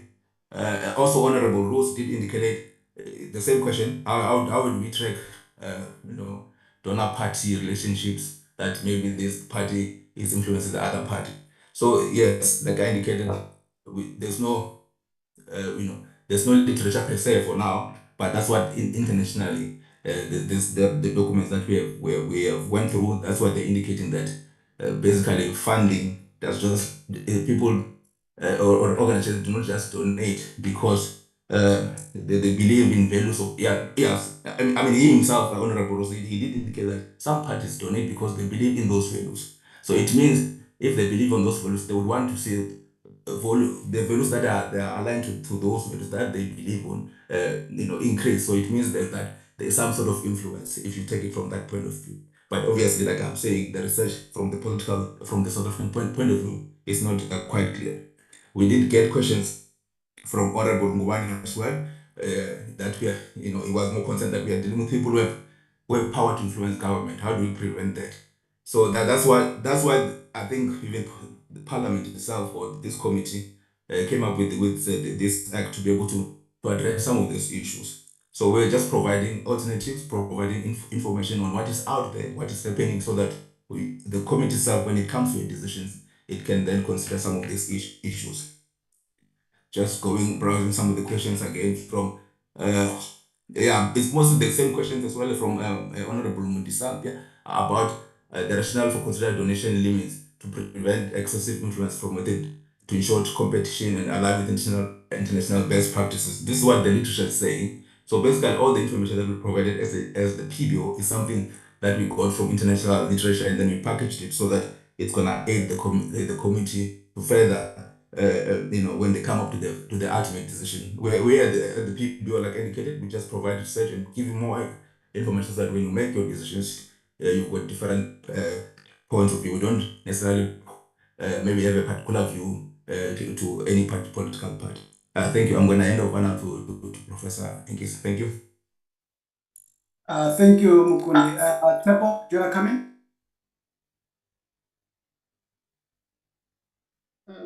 Thank you, Dr. TJ. I think Dr. Mukundi had addressed a large part of the questions, but I think just to touch on two specific questions, or rather inputs that were made by the honorable members. I think the first was around trying to unpack what is the rationale for the usage of the linking of the limits to indicators such as GDP per capita as well as per capita income. When you engage the literature, much of the discussion there has to do with this idea of wanting to ensure that there's mass and grassroots sort of participation in your electoral sort of processes in order to encourage fairer campaigning, to create a fair environment for campaign funding, and also to reduce the risk where you've got a concentration of only a specific individuals within a country contributing towards democracy and political discourse. So the idea of trying to ensure that you peg your GDP, I mean your limits to those sort of indicators is to ensure that you reduce that concentration. And I think another important point to make is that uh, one needs to also ensure that there's an understanding that when you are capping the limit, the upper threshold, right, to let's say in the South African case, if we're saying that the threshold linked to the average income, as Dr. Jankis was making the example, for example, if you were to consider that 174,000 that he was talking about, what happens is that that then puts the onus on the political parties to go and seek funding from a wider audience of citizens within the country to be able to contribute to a political party, rather than relying on funding from a select group of individuals who might be in possession of wealth within the country. And I think there's an important also remark that was made around the mere fact that it's also a bit a disadvantage to also use the per capita income in the South African case, or GDP per capita, and I fully agree to that sentiment. I mean, the honourable member makes an important point about the mere fact that South Africa is one of the most unequal societies in the world. When you look at various indicators, whether it's the Gini coefficient or the Palmer ratio, we are indeed the most unequal society. So we need to think about how, within that context, how do we create regulations and policies that speak to that, that will ensure that we still, on one end, you are trying to safeguard against the undue influence as spoken about, but at the same time, how to ensure that you ensure massive grassroots participation where citizens themselves feel as if they are able to participate within political processes. I'll leave it there. Thank you, Dr. TJ. Thank you so much. I don't know if other colleagues want to come in. Busi, do you have any points? Before I said, I saw Nelly as well and Mapule. No other one. All right. No, thank you so much, colleagues. Thanks, members. So I just want to quickly wrap up some of the points and cover what the team has covered. Chair members. Once again, I think for me, what I trying to do also is to spend a lot of time talking about the purpose of why you have this act in the first place. And what we've said in all the slides, we did highlight a need to assess the impact of the act has since it was in place over time, and then it touches on the point that many members have raised to say, have we been able to assess the influence? Can we assess? Can we provide evidence? And I think the importance in our presentation is to say the committee has to have that mechanism which it assess the impact of it. It was very difficult. It's still difficult because we don't have reports that assess the impact of this act. But I think what we did, Chair and members and colleagues, we did say at the end of the day, South Africa doesn't exist in isolation. And let's look at how others are dealing with a similar issue and base a lot of this debate around literature, particularly when you start seeing the issues raised by members, it's also around the level of our socio-economic index that are in context and what we want to do. We want to have inclusivity and more participation within the policies or within the democracy as a whole. And the challenge is we need to have that measure in place. It's not there in certain context, but as Kuntu was saying, there's a literature that shows that the reason why every jurisdiction is working a lot to try to have regulatory framework around this is precisely for the risk of particularly due into influence. And we need to assess that. That's what we say here. And we don't have it, we need to assess it. But one of the terminations you see also is where funders or earthly donors, which leads to a point about the donor limitation percentage that was asked on point 3 by Honorable Moshe, to say if the donors receive contracts from government or receive contracts in particular, is there correlation between how much they use the money to contribute to the particular party or individuals and how much level of hence the point number 3 to say maybe limits that the donors should not have most of their income be dedicated to that space, because that will raise a risk that there could be an expectations of a contract or a deal or whatever which would make up for that. So it's one way of looking at it. And again, having looked at that, and it's probably one of the reasons why we have this debate in Parliament in this committee to say how to make sure that the objectives of this act about influence it's considered with the risks. I think what we as a PBO spend a lot of time is to expose the risks that based on the literature, based on the other countries we put in place. And I agree, we need to measure the undue influence in particular. But I'll just give one example about, if I don't expect him to get contract when they give more money or whatever. And again, this is not based on any evidence. I'm just bringing out this one example to say the influence there. And again, goes back to having to contextualize that as well. There was a point around the level field can ever be achieved. I think the better way is to say equity as opposed to equal. There can never be a point whereby all everybody is equal. So it's more of having participants come into space. But I guess that's the principle of the constitution document. We've adopted as a democracy to say everybody must have a space to participate or free association, free options, and so on. And I think this act, in my reading, it does try to capture that, and it requires Parliament to come up with mechanisms to ensure that it's protected as well. Otherwise, we'll always remain with those contestations within the objectives themselves, which is not isolated to South African context. We'll always have that in other countries as well, and we're not unique to that. The issue around the donor limitations around option 4, again, I have answered this, but I want to emphasize, I think what the point that we're making there is to say,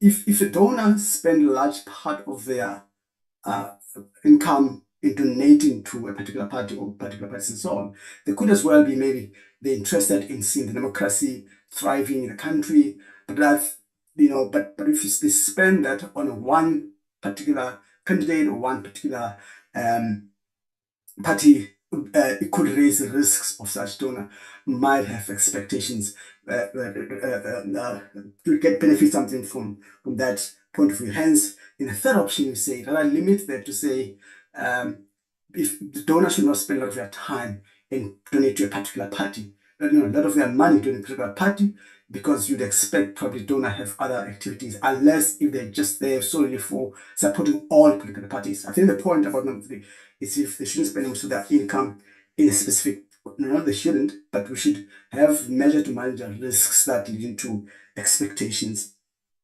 of returns of that as a donations to that particular party or to a candidate. The issue of total disclosure outcomes. It is, as I emphasized in our presentation, that which was very interesting for me, that there's a more bigger issue globally, that countries across, they spend a lot of time emphasizing the disclosure. Even countries that have upper limits, a disclosure is a very key thing where whoever contributes has to disclose who they are, and with that common framework for identifying mechanism. So the fewer countries, total disclosures. But I guess the objective around transparency and also knowing who's paying, who contribute towards, comes in there as a big issue. Again, we haven't have an empirical evidence within the South African context, and that, in my view, would help members in future to let us see, has that really led to more donors not want to contribute, which probably is a key issue, but maybe you need some empirical evidence to back up that debate. And it's probably true that some members, some donors would fear victimization and mechanisms, but I think our emphasis a lot on the literature, on how it's been picked up globally and in South African context. There's a more route, more push towards lesser disclosures threshold, but more disclosure, as opposed to the other one where you open it up quite roughly. There was one point about one pot. The legislation does make a provisions for one pot where funders donors could contribute to a pot where the fund could be money could be dispersed across the political party within the same mechanisms. And I think that has been exploited quite a lot. It has not been explored a lot, and it would be interesting to hear from the committee how far that how far has that gone. And I think Chair, I mean, going back to the point of studying and using that, it is a difficult exercise. But at the end of the day, you are going to have sort of a simple process where you say, this is how the party followed. And in our view, we feel the economic indicators, the classes of, we can have many of them. I agree with Muskin, there's a variety of economic indicators, but they're likely to account for the society as a whole. When you look at average income, of course it's not perfect, but at least it talks about South Africans. It doesn't talk about my view as Dumsani, it talks about every South African. So this is what would be a good baseline for it. In our view, that's a very good source measure as well for the committee to consider. Again, you can divide it or decide it, look at variety of them solely, not solely just on political consideration. And the issue of spending, political party spending for our discussion in the brainstorm, I remember I was saying to the team, it is going to be a difficult issue. There has to be conduct. The issue of using spending caps, in my view, does help to a great extent to deal with the cost of political parties, to say, if you cap the spending, you would more like to get more political, because it would always be difficult to get accurate information, particularly when you look at how complex political how unique political party operatives are, different contexts and so on. We felt strongly that youth spending caps can also help in getting to limit or to understand the spending for political parties, but maybe there's a need for comprehensive analysis to understand how much parties, because the challenge with the political party spending, chair members, that it would be very difficult to have a common understanding, because it varies in levels, varies in various distributional issues, varies in areas, in many aspects, which will take probably a long time. So hence I'm saying using the other way around to say limit expenditure, which again requires a lot of consideration in that regard. I think we've covered broadly the questions. I just want to leave to say, look, at the end of the day, we're trying to aid the committee, but a lot of time we base our discussions on the objectives of the Act, what we're trying to achieve, and how likely we're going to achieve when this, of course, take into account the unique context of various political parties and independent candidates. Chair, I want to stop there, and thank you so much once more, and thanks my team as well. It's been very tough for this, and thanks for the opportunity once more, Chair. Thank you so much. Thanks very much, Prof, and also your team. Does the IEC want to comment, Commissioner? And honorable members, good morning. We have been following discussions. We don't have comments really, except to note that Honorable Ross has raised an issue which I have not understood to be a position that the committee has taken for the Electoral Commission to look at the impact of party funding on the political environment in South Africa. I think this is a matter that the Commission needs to have an opportunity to carefully reflect on, if it is the position of the committee, and engage on it. But at the moment, we're not. We have not taken a view. We don't have a position on the matter. We may have to reflect if it is indeed the committee's position. That's where we are, Chair. Thank you very much indeed. And I do think it's important to also add to the appreciation of the interesting discussion raised by Prof. Jantjies and his team, and the questions that came from the honourable members. We found that interesting. Thank you. Thank you very much, Commissioner.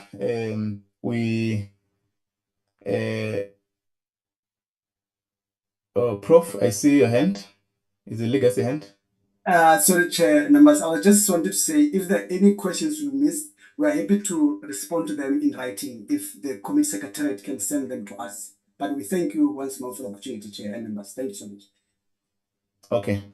Thanks, Prof. I think members of the committee and other political parties that are not or are not members of this committee will still have an opportunity to interact with your team. We note all the responses and the comments that have been raised by members of the committee, and I must thank all honorable members that you have contributed to this report, and also the inputs from the various political parties that have been deposited to the committee to consider.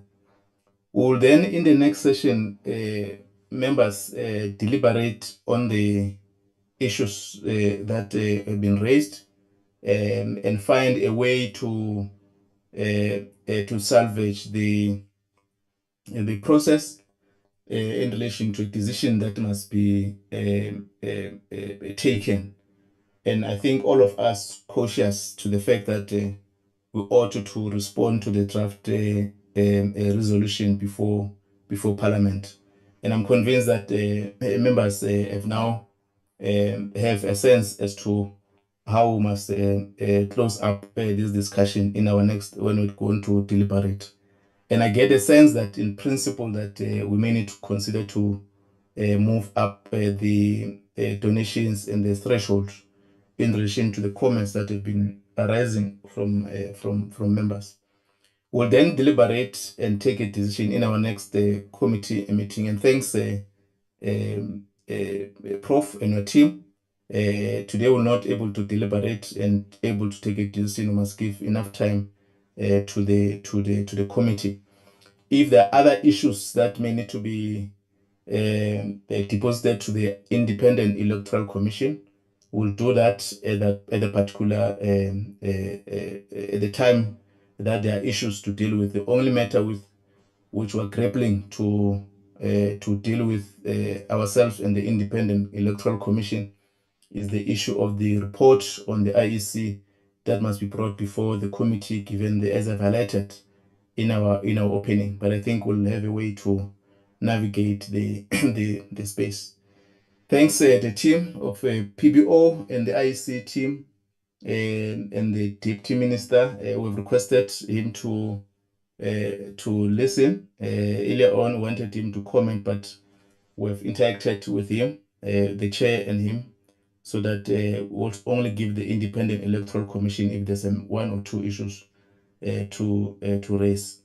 We'll step off this item until we're going to deliberate, members of the committee, and we'll release the PBO and the commissioner and your team, and we'll deal with the next items, which are for the portfolio committee.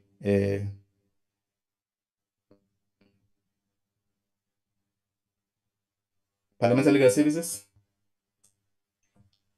Good morning, Chairperson. I think Edie, are you going to give me sharing rights? I've done that. Thank you, Edie.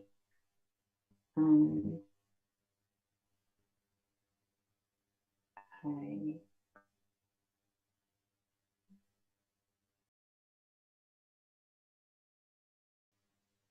Good morning, honorable members. Good morning, Chairperson.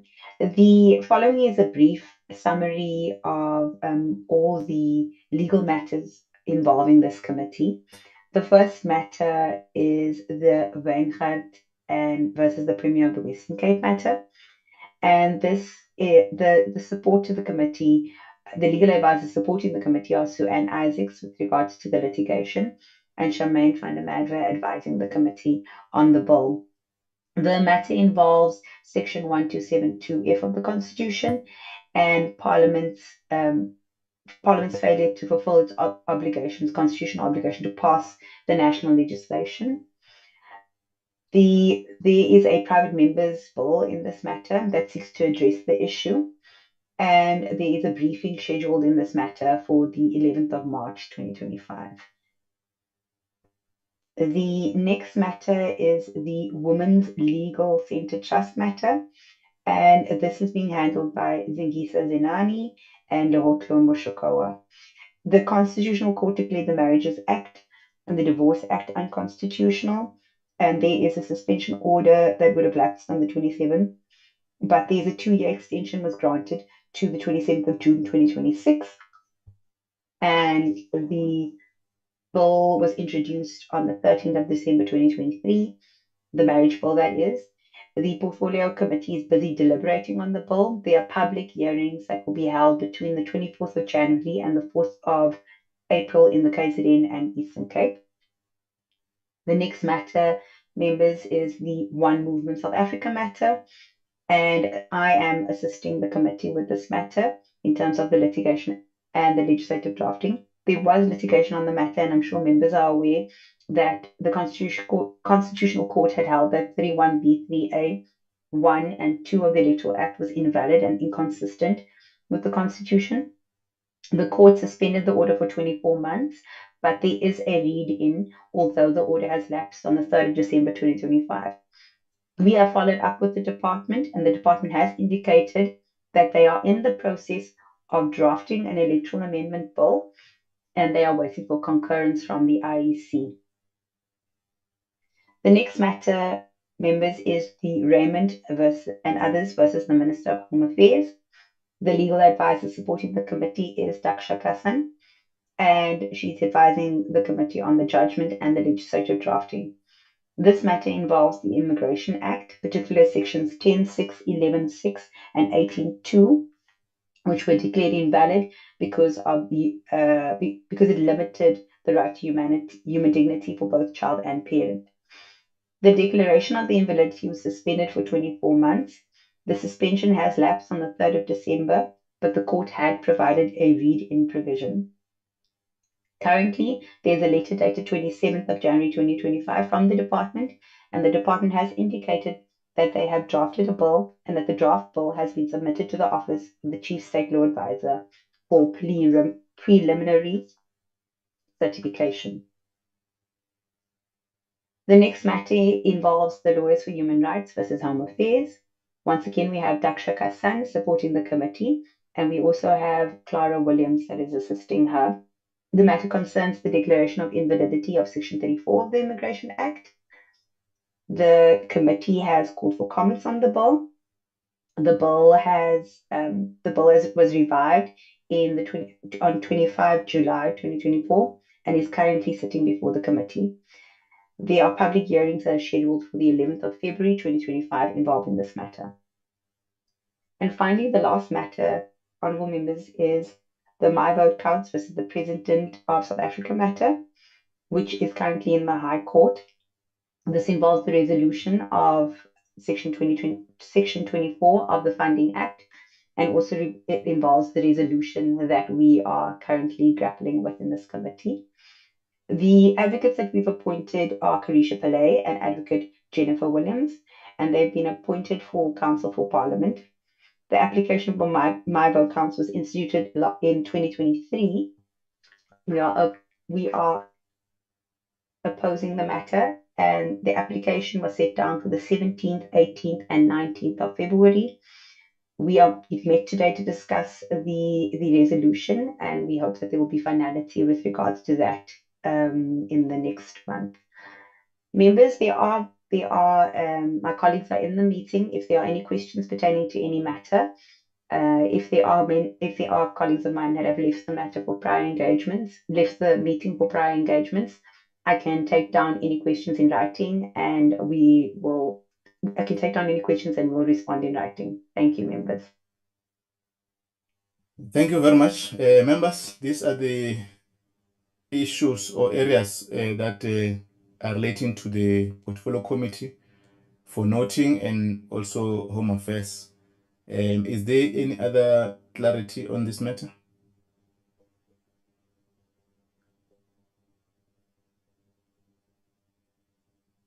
No, thanks. I think Telana, that members the committee is noting the issues. Honorable Ross, Honorable Machi, and Honorable Ross, I see your hands. No, thank you, Chairperson. I was just saying we are noting the report for now. Thank you. Thank you. Honorable Ross. Thank you, Chair. You touched on it at the beginning of the meeting, but I just wanted to get confirmation. We've now, the serving of the election report, we'd agreed as a committee that we'd give a bit of time for some of the litigation against the IEC that was related to that election to pass. And it appears from this list over here that those matters have been dealt with. So I just want to get an understanding from Parliamentary Legal. Is this true? Are we now able to go ahead and receive this report, this electoral report? Or are there any relevant matters still outstanding against the IEC? Thank you. Chairperson, if I may, the matters involving the IEC are not detailed in this memo to the portfolio committee. There is a legal advisor, Bulenani Simani. He deals with the litigation involving the IEC. We will receive a report from him in due course, and he will submit it to this committee.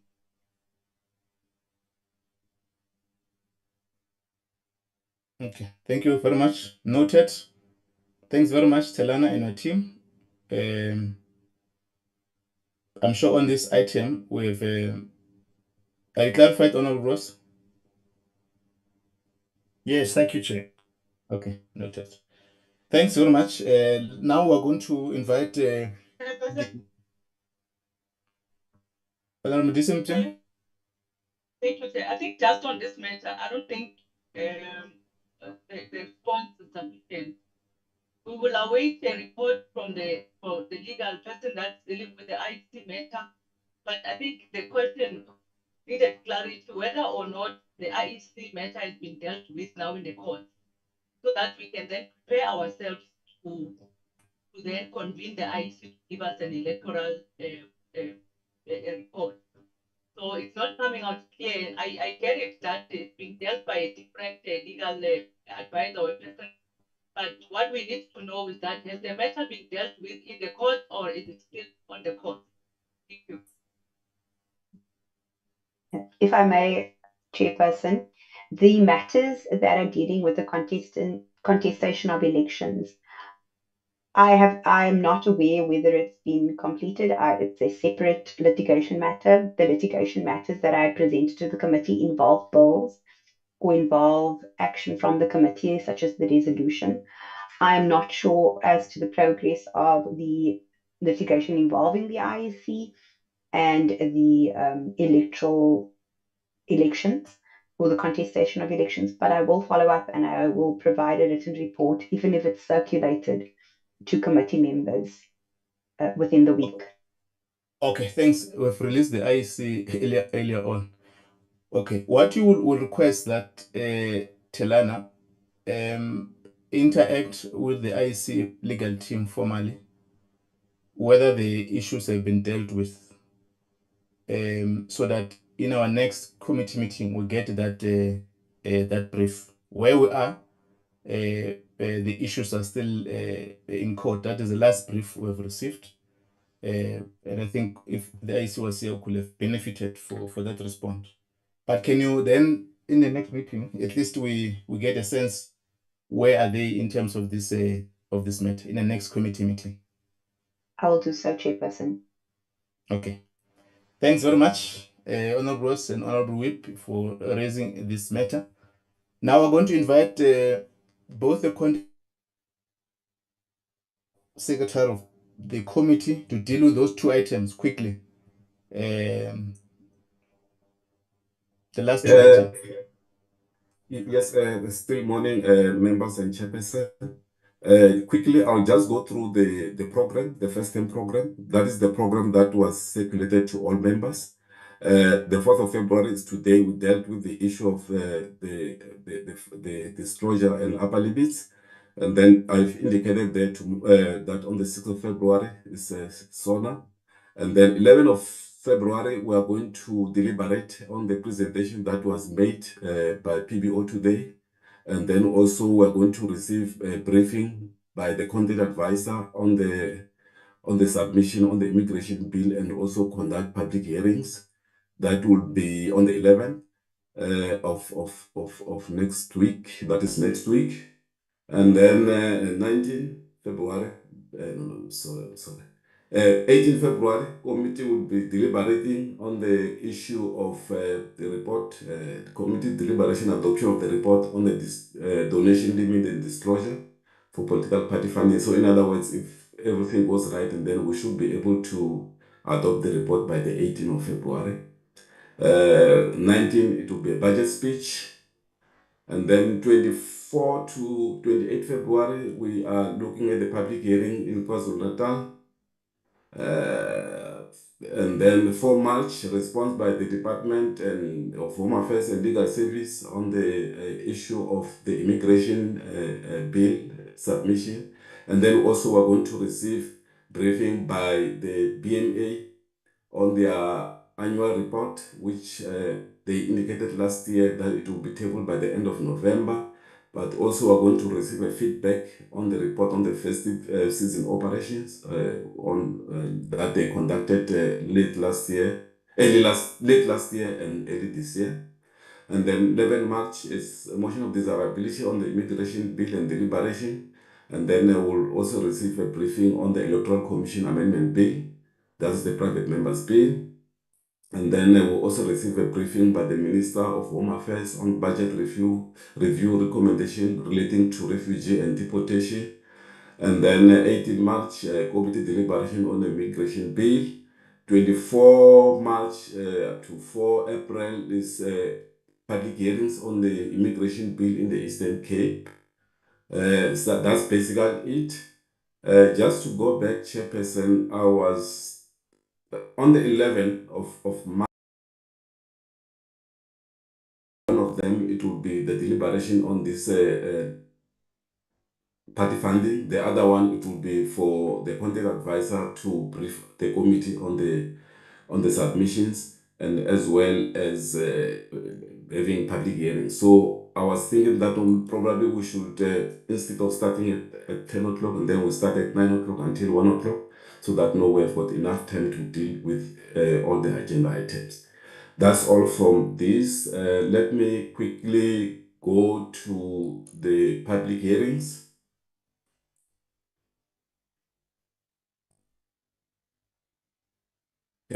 Chair, the public hearings for now for KwaZulu-Natal has been scheduled for between 24 and 27 of February.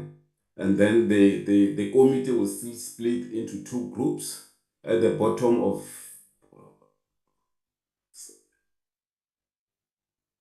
At the bottom here, this is how the committee has been split. And then Group A will be led by the chairperson. And then Group B will be led by the Honorable Mudise. And then there are also, in terms of staff there. But also, Group A will be focusing at Kanyaku, the district municipality that will be in Jozin. And then on the 25th, and then it will be Zululand, that will be at Ulundi. And then on the 26th, it will be King Kejwayo, that will be in Richards Bay. That will be Group A. And then Group B, on the same dates, It will be focusing at Ugu district, which is at the Umdot local municipality, and then Umgugudlovu at Richmond, and then Itequini in Durban. So those are the areas. Just to also to indicate that we met yesterday as a team, although most of the team members did not attend the meeting because I think they are making preparation for SONA. We did meet yesterday wherein we were supposed to receive briefing from the different units in terms of their preparations. Public education, public participation colleagues were not there. So, but I'm going to be making a follow-up with them so that they can give me an update in terms of what they have done in terms of public participation in the identified districts. But as far as I know, the colleagues that are in contact with the municipalities where we have identified, and then also letters have been sent to the legislature, to the KwaZulu-Natal legislature to inform them about the public hearings.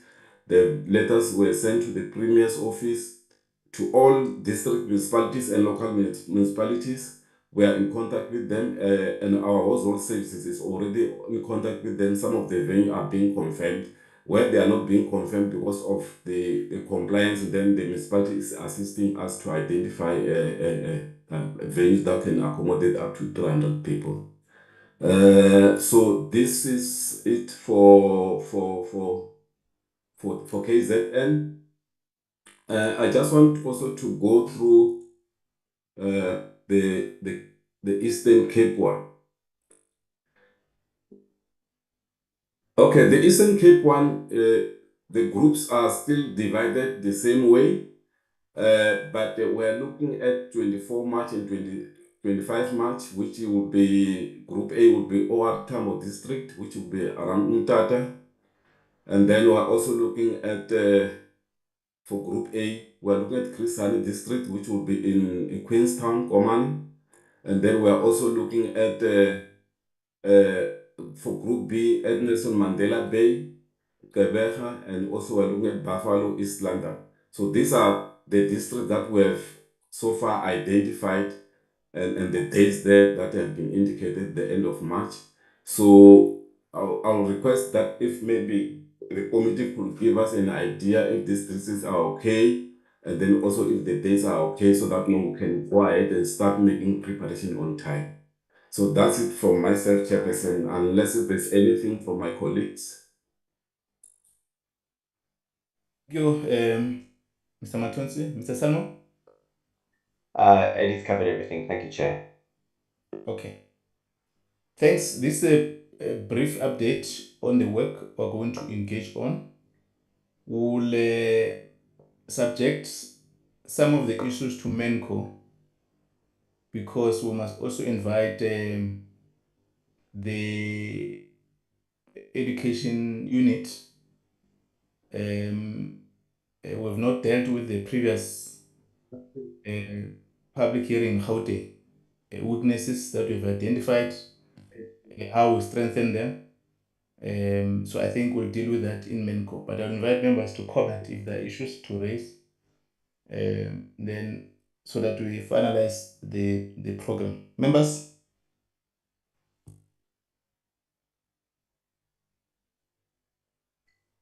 Thank you, Chairperson. So, thank you, Chairperson. I think, Chairperson, there is nothing new since even towards the end of the year when we were to attend the KZN, it was postponed for this year. So now what is happening now? We've been expecting it since we we talk about it last year. Thank you. Thank you, Honorable Machi.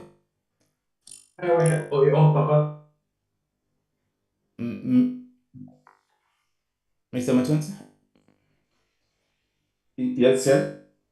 No, I was not saying anything. Okay.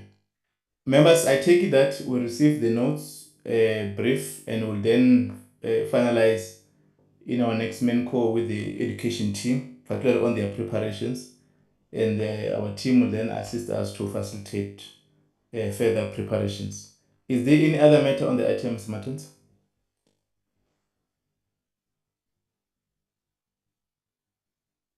I'm sorry, Chair, I spoke without unmuting myself. I was saying there's no other matter except that next week, as I've indicated, we have got these public hearings on the immigration bill. Some of the organizations that we were inviting, for instance, like the South African Human Rights Commission, the Child Law Center, and some individuals, they've requested if we can have a virtual meeting. But because this meeting is in Parliament, some of them, they are saying that they are a bit busy. They will only attend if it was virtual, because the venue that we have at the moment cannot have the dual system. Okay, noted. We'll deal with it after this meeting. But because it's an important session of Parliament, if members are not available, we may proceed as scheduled. But I think we'll navigate the matter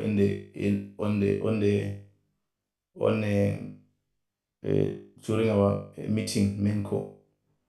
I don't want us to start a new matter that if we'll convene a committee and other stakeholders may not come to the meeting, whereas an important meeting they know of Parliament have invited them. They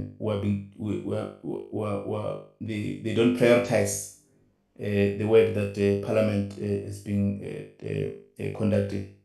So I wanted us to have a fair balance in the reasoning so that in future we are able to handle such matters when we were requested to do that. Mr. Adams, I see your hand. Thank you, Chair. Yes, and also apart from the virtual meeting, the question also is whether it's okay for us to start just at 9 o'clock tomorrow next week. And we just have to hear from members if that's okay. Thank you, Chair. Okay, we'll deal with that part administratively when we finalize with the Secretary of the Committee. Thank you, members, for having attended this important meeting, and thanks all staff, IEC, Parliamentary Legal Team, the Parliamentary Budget Office, for contributing to all the items that we requested. The committee and all our members for your guidance on how we must navigate this space. Thanks very much. The meeting stands adjourned. Thank you, Chair. Thank you, Chairperson. Thank you, Thank Chair. you. Thanks, Chair.